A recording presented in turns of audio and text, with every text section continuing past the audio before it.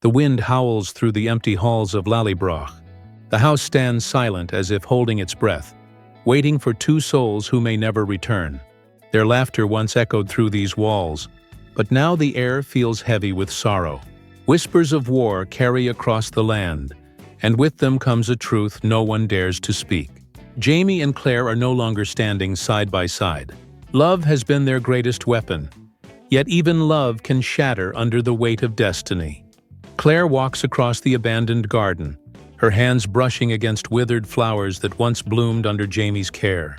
Her eyes search the horizon, not for beauty, but for a glimpse of the man who once promised her forever. The world around her has changed. Storm clouds gather above as if mourning with her.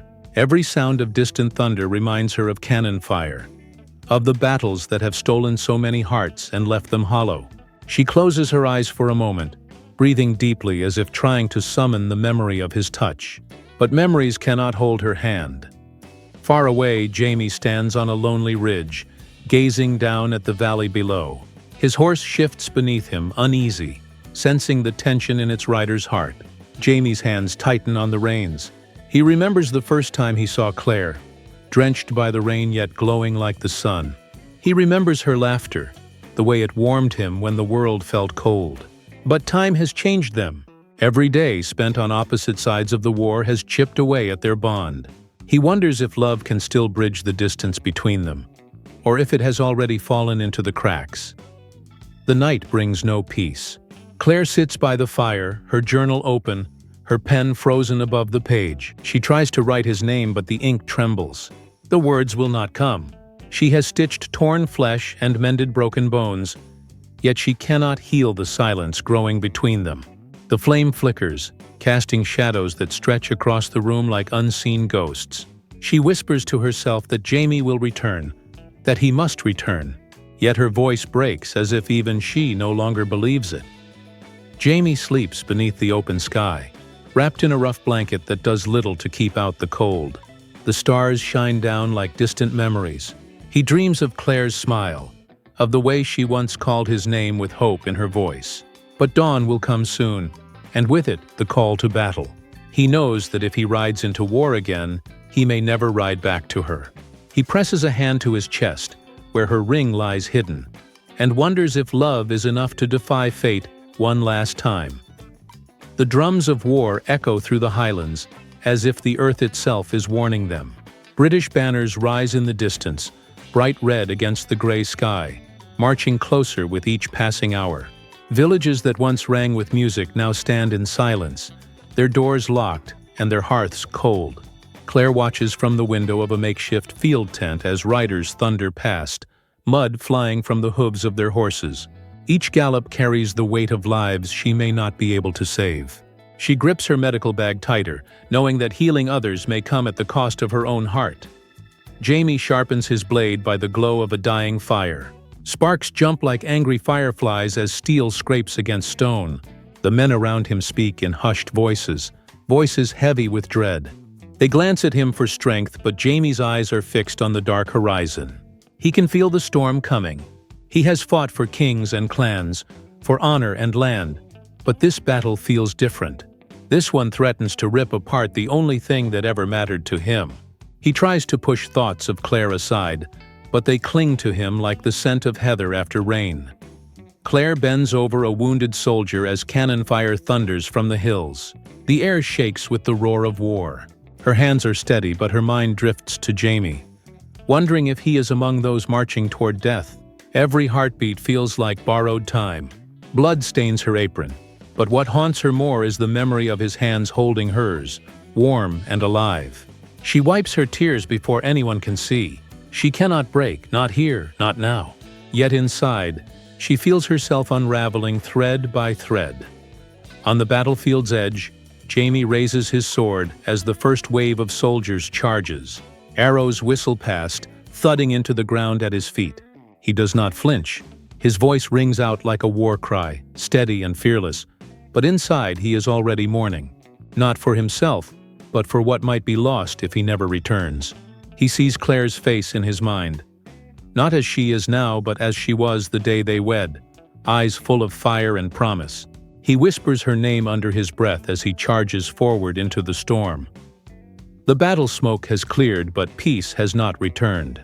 Claire stands in the quiet of Lallybroch's kitchen, the same place where they once danced barefoot on the stone floor. Yet now the air feels cold. Her hands move through the motions of grinding herbs, but her mind is far away. She hears footsteps outside and freezes, hoping it is Jamie, yet fearing it too. The man who walks through that door will not be the man she remembers. War leaves marks the eye cannot see. She wonders if she will still know how to love the man he is becoming. Jamie returns at dusk, his coat torn, his face carved with exhaustion. He does not speak at first. He only sets his sword against the wall and stares into the flames. Claire tries to reach him with gentle words, the way she once could, but he gives only a distant nod.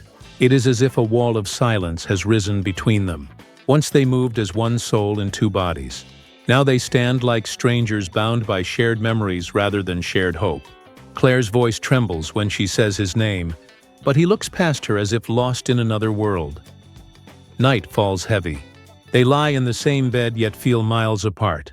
Claire faces the window, listening to the rain. Jamie lies on his back, staring at the ceiling, his hands clenched in the blankets. He remembers the warmth they once shared, how her laughter used to echo through him like music. Now he hears only the slow ticking of time, stealing pieces of them away. He wants to tell her he is afraid, that each battle drags him further from the man she loved. But the words stay locked inside his chest like prisoners. Claire wakes before dawn to find him gone again, his side of the bed cold. She walks through the empty corridors, her heart sinking with each step. She sees the ghost of their past everywhere, in the faded ink of letters they wrote, in the hollow echo of her own footsteps. She wonders when they stopped holding hands.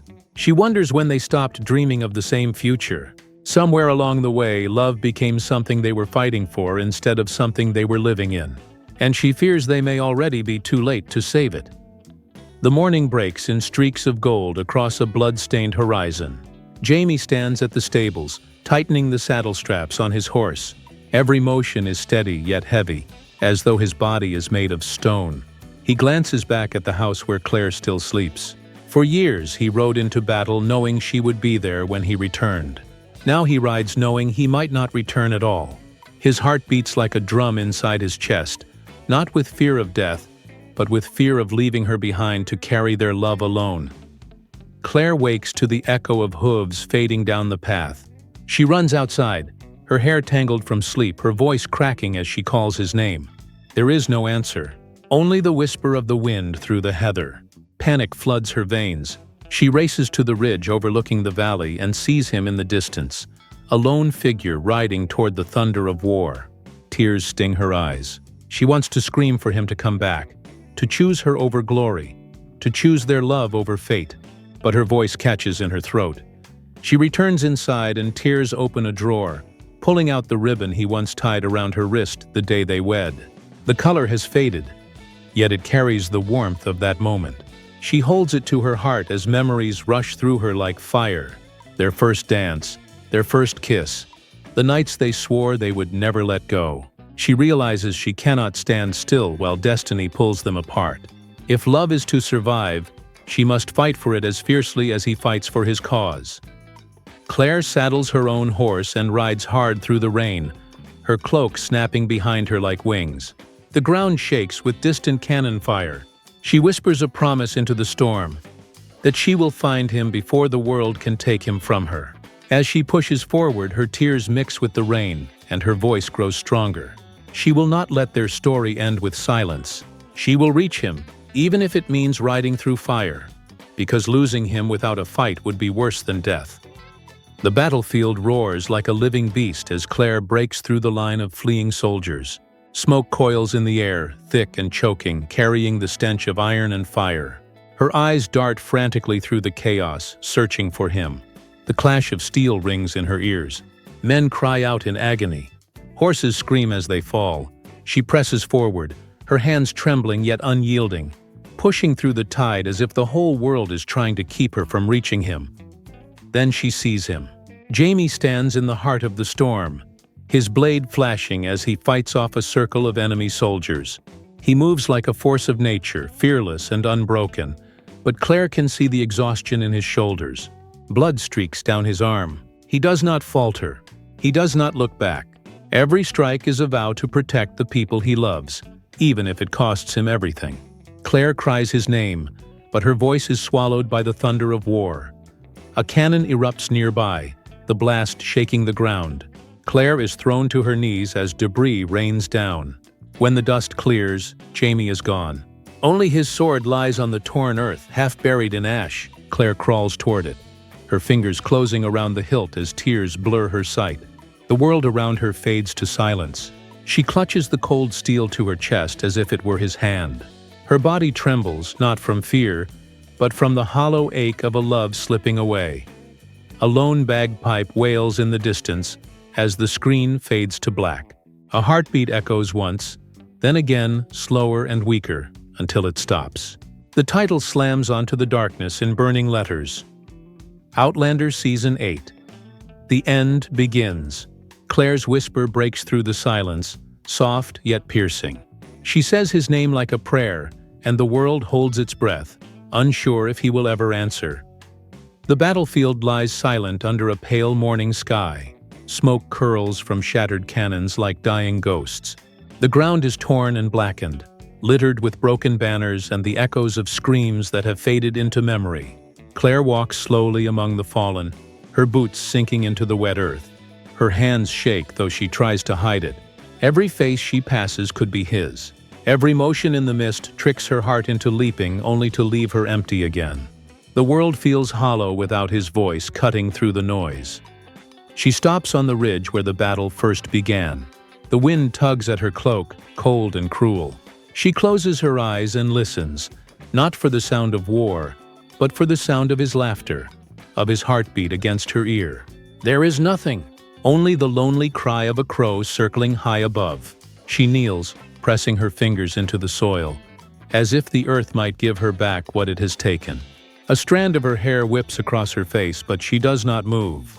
She stays still, frozen in the place where their world might have ended. Back at Lallybroch, the house waits like a grave made of stone. Claire steps inside and the air feels heavier than before. Dust floats through the golden light pouring from the windows, glowing like the ghosts of their past. She walks through each room, touching the furniture they once leaned against. The walls they once filled with whispers. Every memory cuts like glass. She pauses at the hearth where Jaime used to warm his hands. The fire is dead now, only cold ashes remain. She wonders if love can burn again after being buried so deep. As the sun sinks behind the hills, she stands alone on the balcony, the wind tangling her hair. Her eyes burn from holding back tears, yet her jaw is set. She will not break. Somewhere out there, Jaime may still be breathing, and if he is, she will find him. She whispers to the fading light that this is not the end. The camera pulls back, rising into the darkening sky, as her voice echoes like a vow. She will search the corners of the world, fight every war if she must, because their story is not finished until she says it is. The screen fades from darkness into a slow montage of their memories. Jaime lifting Claire in the rain, Claire laughing in the glow of the firelight, their hands entwined beneath the old oak tree. Each image flickers like a heartbeat, a fragile reminder of what they stand to lose. The music swells softly, strings trembling as if carrying their love one last time. A voice rises, calm yet filled with fire, speaking to the hearts of the audience. This is where legends are tested.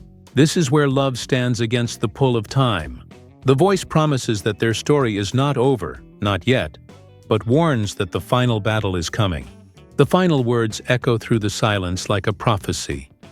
When the end comes, will love endure, or will it fall like the fading stars? The screen cuts to black. Bold words blaze across the darkness in molten gold.